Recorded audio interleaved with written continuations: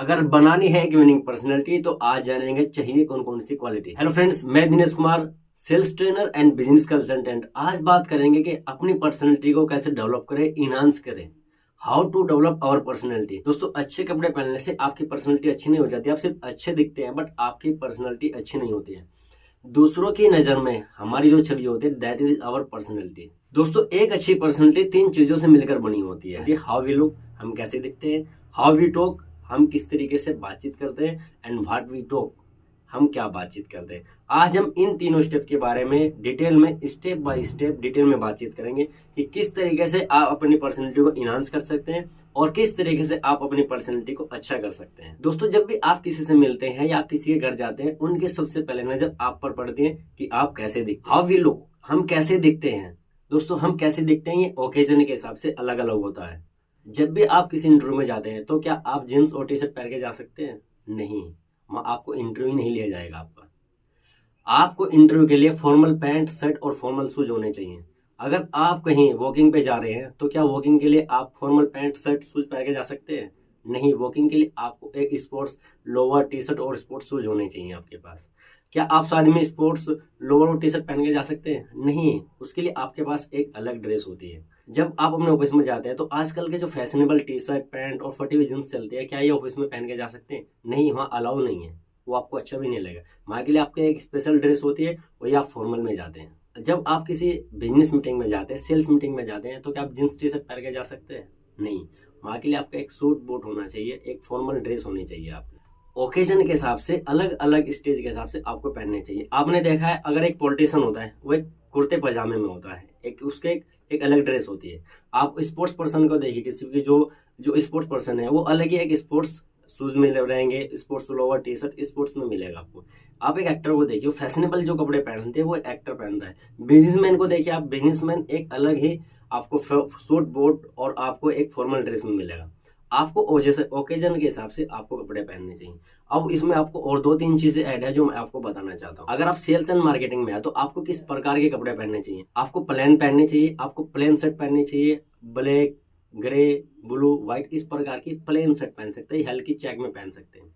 ध्यान रखें, अगर आपकी पैंट डार्क है तो आपकी शर्ट लाइट होनी चाहिए, और अगर आपकी शर्ट लाइट है तो आपकी पैंट डार्क होनी चाहिए। जब भी आप किसी से मिलते हैं, फर्स्ट टाइम आप किसी से मिलते हैं, तो आपको देखने के बाद, आपके चेहरे के बाद उसकी जो नजर जाती है आपके जूतों पे जाती है।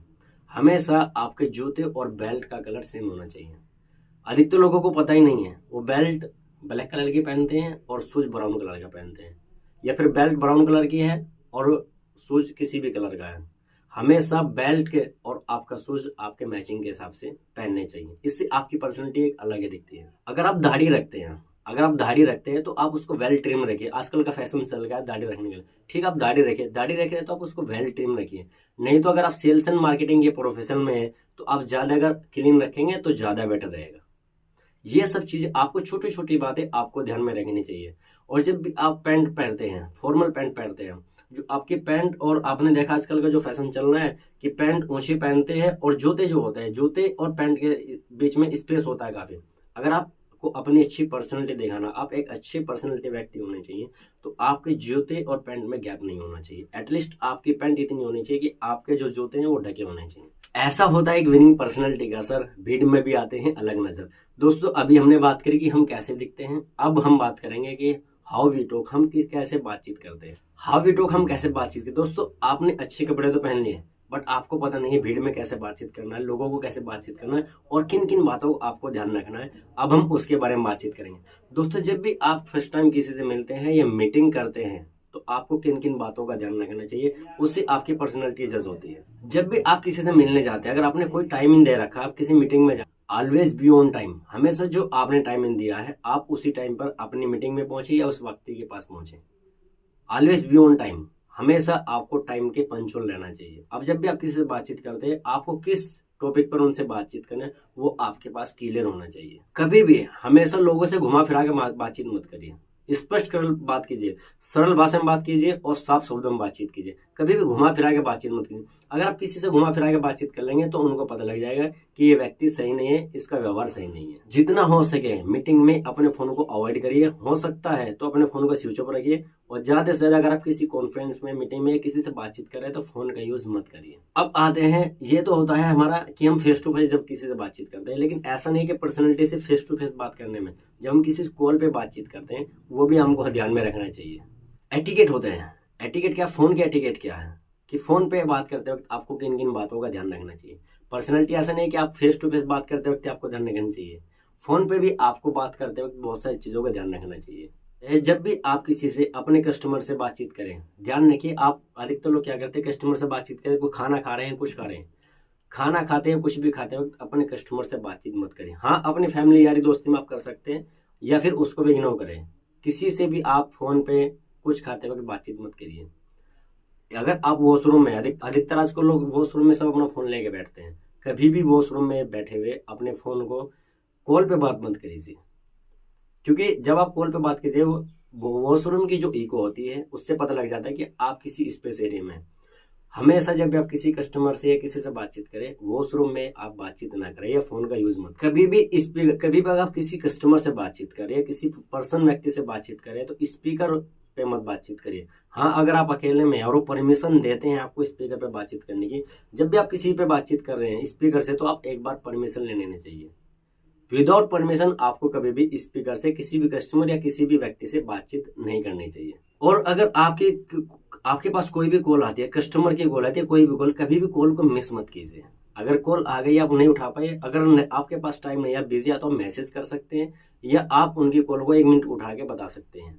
कभी भी उनकी कॉल को मिस मत कीजिए। और आप भी जब भी आप किसी को कॉल करते हैं मल्टीपल कॉल मत कीजिए।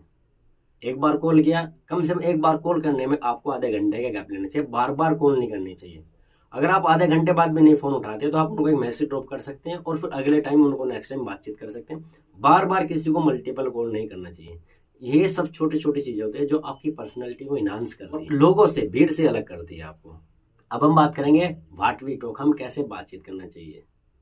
दोस्तों, व्हाट वी टॉक, हमको कैसे बातचीत करना चाहिए।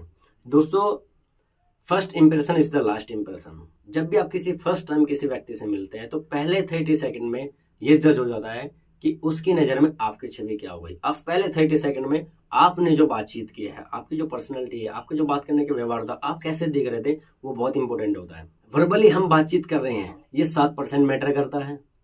30% इट मैटर करता है कि हम किस टोन में बातचीत करते हैं, और 55% मायने रखता है कि मेरा बात करने का लहजा क्या है, मेरा खड़े होने का तरीका क्या है, मेरा हाव भाव क्या है, मेरी बॉडी लैंग्वेज क्या है, मैं किस तरीके से आपको बता रहा हूँ, किस लहजे में आपको बता रहा हूँ।